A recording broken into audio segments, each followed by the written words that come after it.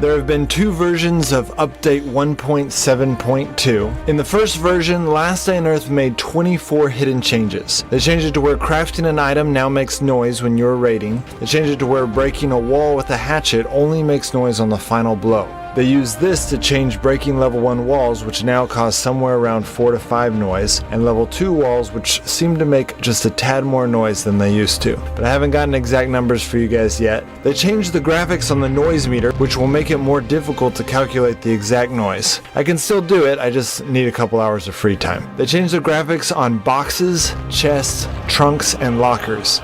Seems like their goal was to make it easier to tell when they are open. They removed all the Christmas items except for the turkey and flare guns, as they said they would, and they removed all the Halloween items like the hat and the broomstick. They changed the maximum amount of spikes that you can build from 300 to 80. They changed it to where you can only play on your account with one device at a time. I don't know if this has something to do with the added security features that Kefir mentioned, which caused the Loot Me incident, but prior to update 1.7.2, you could play on the same account with two different devices at the same time. They fixed the animations on M16s and AK-47s so they now fire quickly again. They introduced two changes that seem to be bugs. The first one is that workbench process times have been doubled on some items, and the second one is that some people have experienced only having to pay half the amount of energy. I imagine these will be fixed in the next update. They changed the deals on the dealer to be a bit more reasonable, so it is now worth trading with him, but it still isn't as good as it was before update 1.5.2. They changed the CB radio to where you can now dial in for information. I think this is an amazing change which opens up all kinds of new options for Kefir to communicate and organize different types of events. This seems to be their motivation for changing it because Kefir has already taken advantage of this,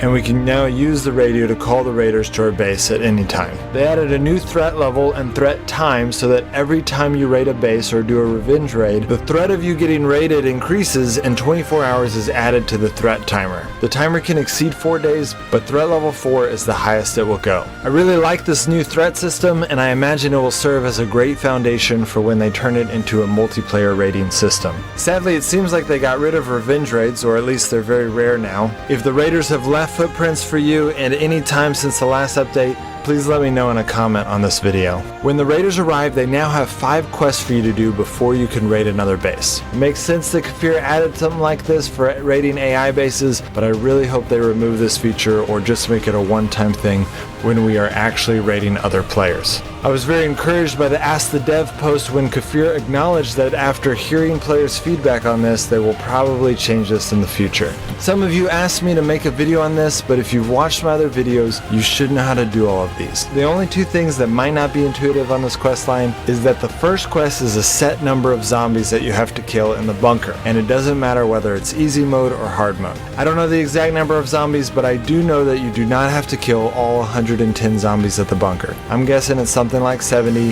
If one of you guys would like to get me the exact number, I will give you a shout out. The third quest is talking about opening the chests in the red zone. No other chests in any other places in the game count towards this number. You can spend coins to skip a quest, and I know some people are calling that pay to win, but I do not consider it pay to win because it costs like 10 bucks for each quest you skip, and 4 of them are things that you should probably be doing anyways if you're wanting to gain wealth. Another change they made that looks pay to win is how they added the safe. You can get the safe from the red ticket chest or from floppy disk crates, but it is a very rare drop. And they added this crate in the shop that makes it look really easy to get the safe by paying for it.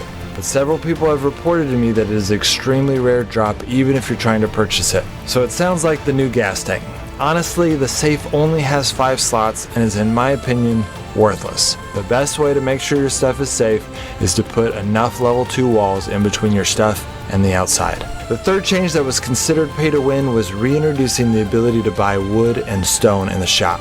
This one I have no problem with. Wood and stone is easy to get, and Kefir is offering them at like $6 an hour, so it doesn't really bother me. The change that does bother me, and I already mentioned this in a previous video, is offering for us to buy level 3 and level 4 walls at a ridiculously cheap rate of something like 6 to 12 cents an hour. It did help me a little bit when I found out that you could only buy one of these, but I still think they need to significantly decrease the amount of grinding necessary to build level 3 and level 4 walls in order to make this okay. In the second version of 1.7.2, Kefir made 9 hidden changes. The first 4 changes are on items that used to have a max of infinity. They changed the limit for dining tables to a max of 3, horse feeders now have a max of 4, the comfortable bed now has a max of 3. The cozy couch now has a max of 4. They changed some of the Raiders dialogue boxes. They changed up the shop just a little bit. They fixed a bug to where getting C4 from the red ticket crate in the bunker wasn't counting towards the Raiders quest. They changed the game logo back to normal. They also made some kind of changes to how AI raid your base, which has resulted in zombies' dead bodies showing up on your base after the AI survivor raids you. And lastly, I missed a hidden change from update 1.7 where they added a new floppy disk location. Well, that's it guys, hope that helps. I'll see you next time.